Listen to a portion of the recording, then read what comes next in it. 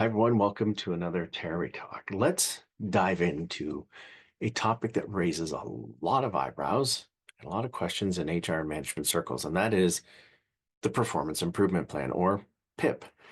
These are the ones that are supposed to help the underperforming employees turn things around. But can we be real for a minute?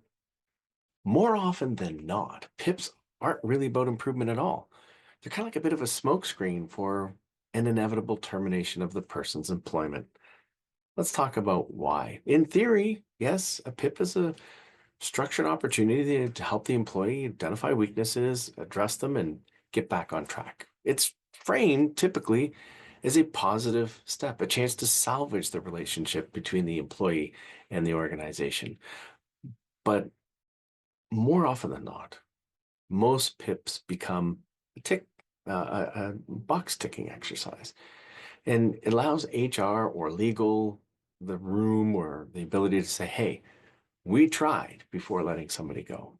So the problem with PIPs, it's delayed action. It costs time and morale. Dragging out the process with a PIP often demoralizes the team, wastes time.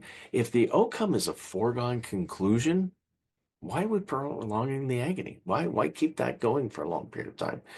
Your top performers may lose respect for management, and the employee in question often feels humiliated and disengaged.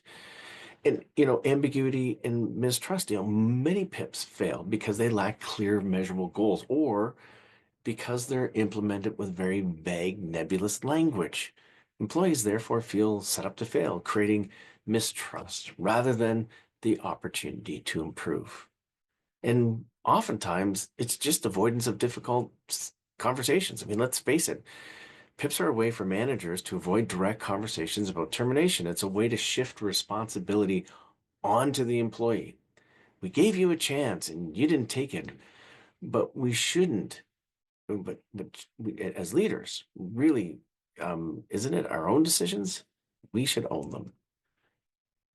The bottom line is, in considering a PIP, is a termination just the better option? Instead of using a PIP as a cover up, we should ask ourselves, is this truly a fixable situation? If the answer is no, terminating an employee with dignity, clear communication, and support, like outplacement and career transition, is oftentimes the better and, dare I say, more ethical choice. And it also protects the integrity of the team and the organizational culture. So, what should we do? Clear expectations and regular feedback. Set clear expectations from the start. Frequent feedback makes performance decisions easier to address earlier on. Have courageous conversations. Be upfront about the issues and the potential outcomes. If improvement isn't realistic, have the courage to make the call sooner rather than later. And exit with grace. Termination isn't failure. It's sometimes necessary. And in doing so, provide support, like really good outplacement or career transition services to help that employee move forward positively. Yes, PIPs have their place in some situations, but too often they're used as an avoid or a delay of tough decisions. By being honest, decisive, and compassionate, we can save time, protect morale, and ensure everyone, employees and the organization, can move forward with integrity.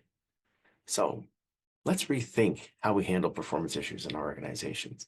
Is it time to ditch the smokescreen and embrace a more direct, transparent approach? We think so. As always, would love to hear your thoughts on this topic. Drop us a note down below, send us a note.